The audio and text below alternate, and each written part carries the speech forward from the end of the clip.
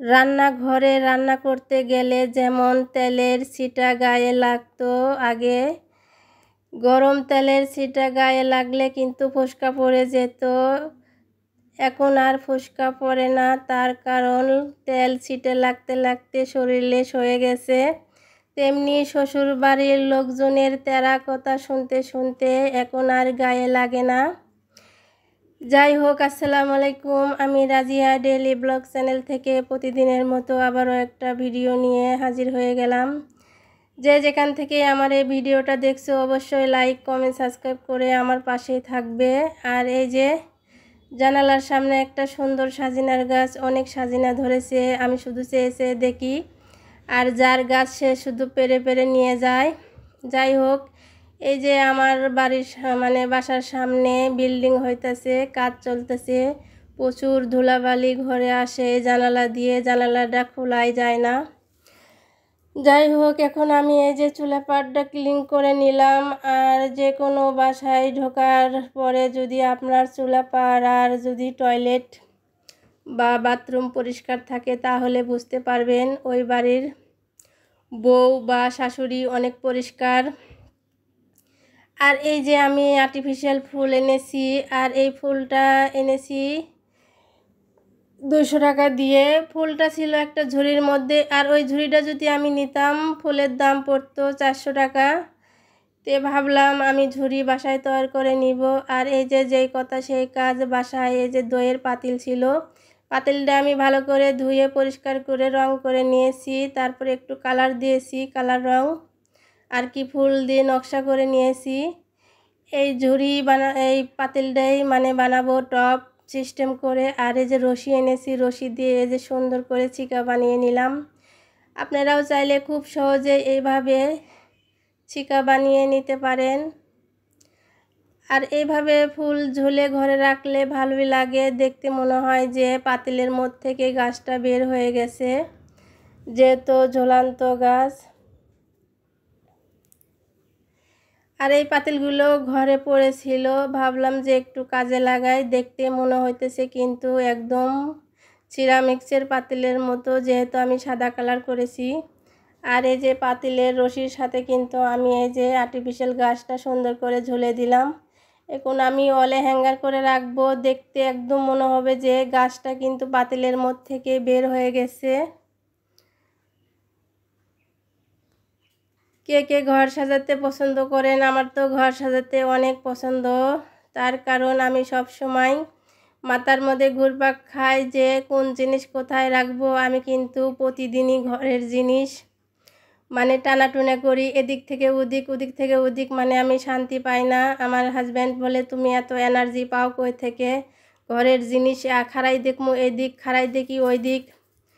বলতেছি আমার জিনিসপাতি টানতে শরীরে অনেক এনার্জি আসে। এই যে এই কর্নারে একটা আমি লতা গাছ রেখেছি আর্টিফিশিয়াল, ওইটাও কিন্তু দেখতে মাশাআল্লাহ অনেক সুন্দর। আর এই যে ওয়ার্ডরোবটা যে আমি রেখেছি, ওয়ার্ডরোবটা খাটের সাথে এমনভাবে চেপে গেছে যে খাটের যে আমি চাদরটা একটু মেলতে পারি না। তো ভাবলাম এই যে কর্নার থেকে এই টেবিলটা আমি টান দিব, তার কারণ টেবিলটার জন্যই ওয়ার্ডরোবটা একটু চেপে গেছে। আর ঘরের জিনিসপাতি সরানোড়া করলে কিন্তু প্রচুর ময়লা বের হয়, আর ঘরের ময়লা কোনাকানির থেকে বের করলে কিন্তু ঘরে কোনো তেলাপোকা ইঁদুরের চান্স থাকে না। আমি কিন্তু প্রতিদিনই একটা না একটা জিনিস সরে সরে ময়লাগুলো বের করি, এতে কিন্তু আমার ঘরে বিশেষ করে কোনো তেলাপোকা বা ইঁদুর নেই। একটা ইঁদুর যদি থাকে বা তেলাপোকা থাকে, এভাবে জিনিসপত্র টানাটানা করলে বের হয়ে যায় আর ময়লাগুলো পরিষ্কার হয়। আমি এই যে চিপাই থেকে টেবিলটা বের করলাম, আর চিপাই প্রচুর ময়লা, কি বলবো। আমি এগুলো এখন ঝেড়ে বের করে নিব, নিয়ে ওই কর্নারে আমি একটা টুল রাখবো আর কি পাখির খাঁচাটা ধোয়ার জন্য।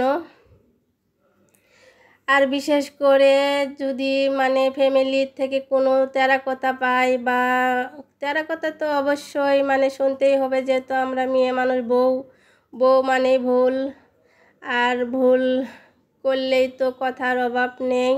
তাকে থেকে মনে হয় যে এই সংসার ছেড়ে চলে যায় একদিকে, আবার এই মানে জিনিসপত্রর মায়ায় কিন্তু যাওয়া হয় না, যে আমি এত কষ্ট করে সংসারটা সাজাইছি, একটু একটু করে টাকা জমাইয়ে কিন্তু এই জিনিসগুলো কিনে আমি সুন্দর করে আমার ঘরটা সাজাইছি, আর এই ঘর ছেড়ে যদি আমি চলে যাই তে ঘর আর ঘর থাকবে না, হবে গোয়াল ঘর।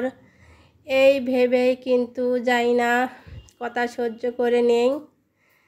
যাই হোক, শ্বশুর শাশুড়ির কথা কিছু মনে হয় না, কিন্তু হাজবেন্ড যদি কোনো কথা বলে সহ্য হয় না। কার কার এমন হয় জানি না, আমার তো আমার হাজবেন্ডের তেরা কথা একদম সহ্য হয় না, কিন্তু ননদ শ্বশুর শাশুড়ির এদের কথায় আমার কোনো গুরুত্ব দেই না। ওরা কি করলো না করলো আমার একদম মানে গায়ে লাগে না, কিন্তু আমার হাজবেন্ড কিছু বললে আমার অনেক খারাপ লাগে।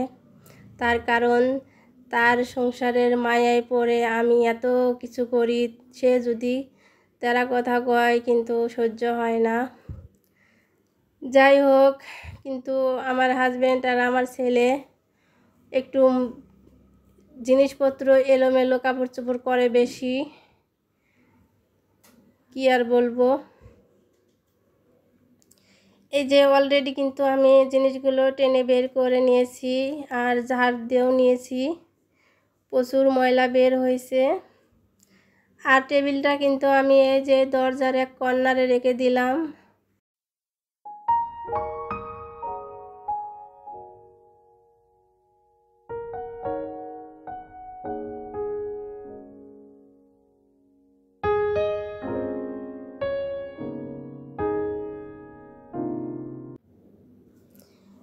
আর এই তো দেখতে পাচ্ছেন আমার হাজবেন্ড কচুর শাক এনেছে, কি বলবো, অনেক মোটা মোটা ডাঁটা, আর এই ডাঁটা দিয়ে আমি রান্ধিব বড় মাছের ঝোল, আর পাতাগুলো দিয়ে আমি রান্না করব আর কি ডাল দিয়ে ঘাটি।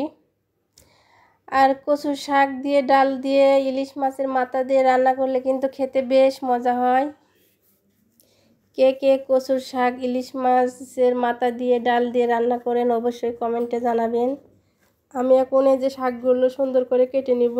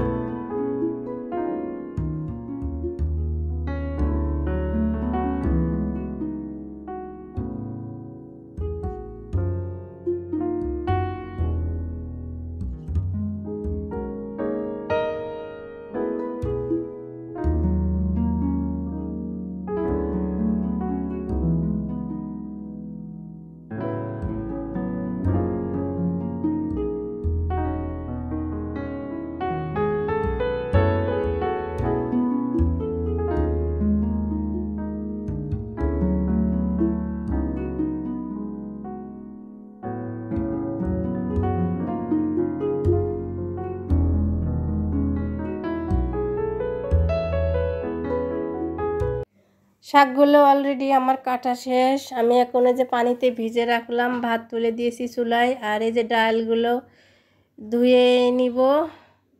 একটু মানে আলু ভর্তা করব ঝাল ঝাল করে শুকনো মরিচ দিয়ে, কচু শাক দিয়ে ডাল, আর হলে তোমার